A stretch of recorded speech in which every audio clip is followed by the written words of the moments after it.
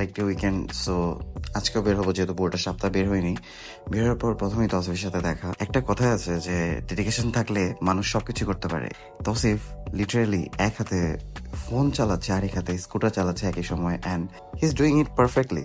Anyways, অনেকদিন গাড়ি বের করা হয় না, তো আজকে গাড়ি বের করাটা আমার। তো চলুন কয়টা ছোট ক্লিপ দেখে আসি গাড়ি বের করার।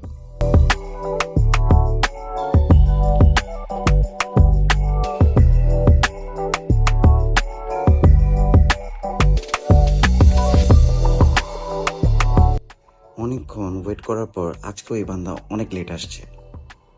দেন আবেগকে নিয়ে চলে গেলাম আরো কিছু ভাই ব্রাদার পিক করতে, যারা আজকে রাতে আমাদের সাথে বের হবে।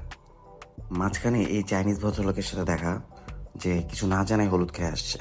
এর মধ্যেই মিনাজ ভাই চলে আসছে, বাট রিজন ভাই আসতে মোটামুটি 1 ঘন্টার মতো সময় লাগাইছে। তো সবাই বসে ওয়েট করতেছিলাম তার জন্য। সবার গাড়িতে ফিল আপ করে ডাইরেক্ট চলে গেলাম আজকে চার্জ নাইটের উদ্দেশ্যে। তো আজকে আমার গাড়ি আমিই চালাচ্ছি, রিজন ভাই আর রিজির বাইকটা যেহেতু কালারে দিবে, তো ওর বাইকটা চালাই নিয়ে যাচ্ছিল সম্রাট। আড্ডা দিতে দিতে গাড়ির ভিডিও করার কথা আজকে মনেই নেই।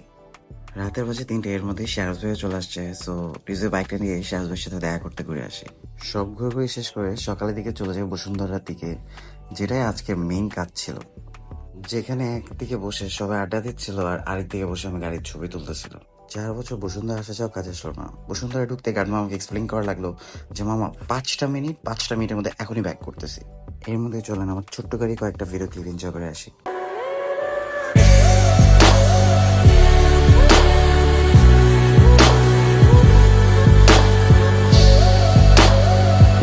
বসুন্ধরায় ঢুকে নাফি ভাই তার গাড়িতে ঘুমায় অ্যাক্টিভিটিস শুরু করলে ভয়ে আমি আমার গাড়ি পিছিয়ে ফেলি। ছোট্ট আর স্টক গাড়ি হলেও গাড়িটা খুবই শখের গাড়ি আমার। রিজভি গেছে তার বাইক দিয়ে আসতে, তো এর মধ্যে আমরা টাইম পাসের জন্য কাছে আসার সাহসী গল্পের কিছু সিনেমেটিক ফুটেজ নিচ্ছিলাম। সকাল বাজে 6:30, সবাই অনেক টায়ার্ড। সো এখন বাসায় ফেরার পালা। বসুন্ধরা থেকে মতপুর ব্যাক করার সবচেয়ে ইজিয়েস্ট ওয়ে হচ্ছে এলিভেটেড এক্সপ্রেস ওয়ে, আর ভিউ তো 100-100। এর মধ্যেই যে যার বাসায় চলে গেছে, অ্যান্ড এলিভেটেড এক্সপ্রেস ওয়েতে ভিডিও শেষ করার থেকে বেটার আর কি আছে। সো আল্লাহ হাফেজ।